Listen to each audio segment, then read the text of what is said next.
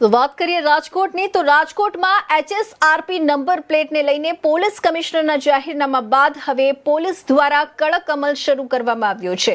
સમગ્ર મામલે જેસીપી ચૈતન્ય માંડલિકે નિવેદન આપ્યું છે। તેમણે જણાવ્યું કે છેલ્લા 15 દિવસથી શહેરમાં આ અંગે ઝુંબેશ ચલાવવામાં આવી રહી હતી। નંબર પ્લેટ વગરના વાહનોનું ગુનાહિત પ્રવૃત્તિઓમાં ઉપયોગ થતો હોવાના કારણે આ પ્રકારનું જાહેરનામું બહાર પાડવામાં આવ્યું છે।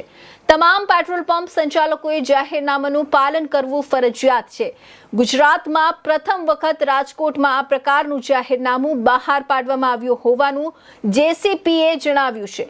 જો કોઈ વાહન ચાલક પેટ્રોલ પંપ પર ઘર્ષણ કરે તો સંચાલક અથવા ફિલરમેન તાત્કાલિક પોલીસનો સંપર્ક કરે તેવી અપીલ કરાઈ છે।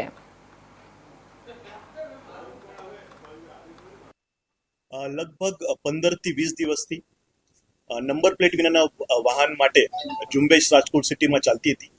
દર વખતે 100 થી ઉપર વાહનો નંબર પ્લેટ વિનાના અમે મળતા હતા। તો એના ભાગરૂપે જો નંબર પ્લેટ વિનાના વાહનો છે એ સ્ટડીમાં જોયું છે અમે કે એ નંબર પ્લેટના વાહનો ગંભીર અકસ્માત, ચોરી અને વધુમાં વધુ જે લૂંટ થઈ હતી અત્યારે એ પણ ખોટા નંબર પ્લેટ વાળી વ્હીકલ હતા।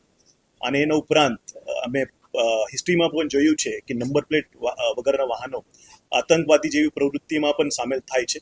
એટલે પબ્લિક સેફટી જળવાઈ રહે એ માટે BNSS 163 નું જાહેરનામું રાજકોટ સીપી શ્રી બ્રજેશકુમાર ઝા સાહેબે બહાર પાડ્યું છે કે નંબર પ્લેટ ના હોય તો જે જાહેરનામામાં કહ્યું છે કે નંબર પ્લેટ ના હોય તો એમને ઈંધણ મળશે નહીં। આ જાહેરનામા દરેક જે સિટીમાં પેટ્રોલ પંપ માલિકો છે એમના માટે છે અને વાહન ચાલકો માટે પણ છે।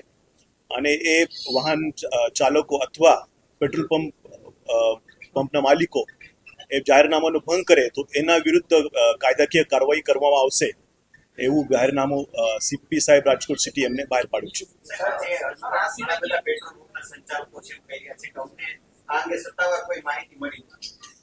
જે આજે જ એ જાહેરનામું બહાર પાડ્યું છે અને એ આપના દ્વારા પણ બધાને ખબર પડશે અને અમે એ એક્સ પાર્ટે બહાર પાડ્યું છે એની કોપી પણ અમે તમને આપવાના છીએ અને એ જાહેરનામા જે છે એ બધાને અમલ કરતા રહેશે, બંદર કરતા રહેશે।